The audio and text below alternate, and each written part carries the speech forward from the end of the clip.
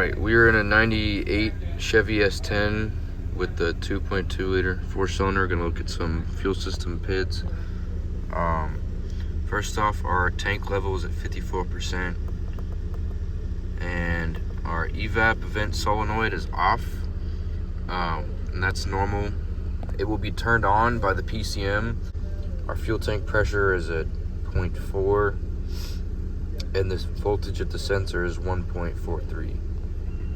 So if we look at this diagram of the EVAP system, we can see our EVAP canister purge valve right here, go into the throttle body and then go into the charcoal canister. So if we look at it under here, this hose right here is coming from the charcoal canister. You have your pressure testing point right here, and it goes down. It's hard to see, but it goes down, if you can see the end of that hose, to the purge valve. And if that purge valve is opened, travels back up, the cleaned vapors go up through this line and go into the throttle body right here, where they can be burned in the engine. That's after they've been cleaned by the charcoal canister, after most of the hydrocarbons are gone, and it's just the rest of the EVAP vapors.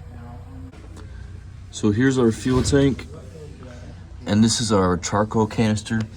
You can see right here, these lines right here are labeled fuel. They're flammable. Basically, the EVAP vapors that are vented from this fuel tank go to this charcoal canister right here, which stores the hydrocarbon emissions and sends out the rest of the vapors to the rest of the system. Here's where we fill up our fuel.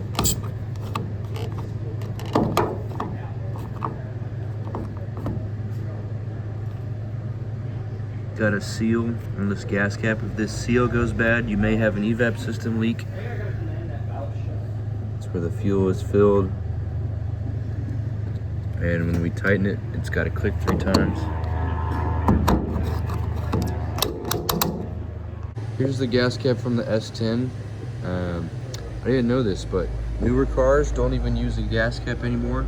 They just use this little flapper, and when you put your gas nozzle in, opens it up, sends in the fuel, and it seals the system once you remove your filler nozzle.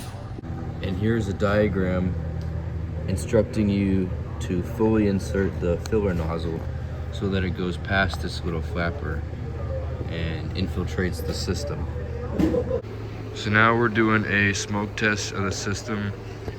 We have the smoke machine right here hooked up to our fuel test port, and the smoke is not going to go into the purge valve because the purge valve is closed. So instead, we're gonna follow it to the vent valve. Get under the truck. Here's the vent valve. As you can see, faintly, smoke is coming out right here. It's being vented through those 2 little holes right there.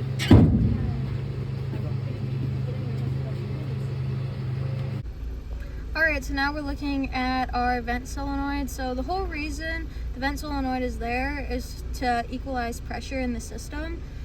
So it lets fumes and such out into the atmosphere after it's gone through the charcoal canister. So we're going to see how it affects the system once we vent it. So right now it's venting. So now we're going to make it not vent and see how the system reacts. So now that it's not venting, we can see that our fuel tank pressure is building. Well, it's creating negative pressure, so which means a vacuum in the system, kind of for the same reason that we saw in the clip before with purging. That air on top of the fuel, it kind of gets stuck and grows and creates that vacuum. Just one more thing to keep in mind with our vent solenoid. So the whole reason it's there is to test for vacuum in the system, and vacuum in the system isn't a bad thing. So the only reason that this vent's going to close is to test for this vacuum, and we will know if our system's good or not based on what it sees. So it should see an increase in the vacuum because there's no holes in the system, and the system looks for a 20 thousandths to 4 thousandths hole in the system. Anything larger than that, you've got an issue. Okay, with lots of EVAP systems, you can use a scan tool like this one to command different, either the purge valve or the EVAP vent valve, open to purge or close to seal the system. So we're going to do that now. We're about to purge the system.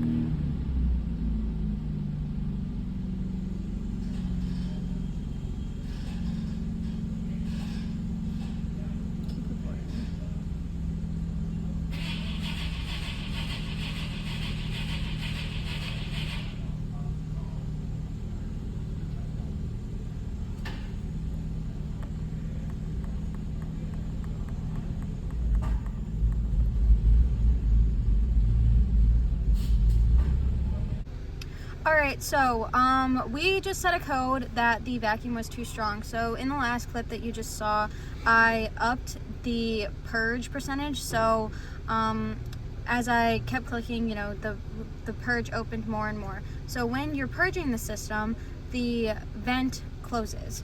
So because the vent closes and then the purge valve is open, so there's fumes leaving the system, and because the vent solenoid is closed, there's no way to equal out that pressure that's coming and leaving.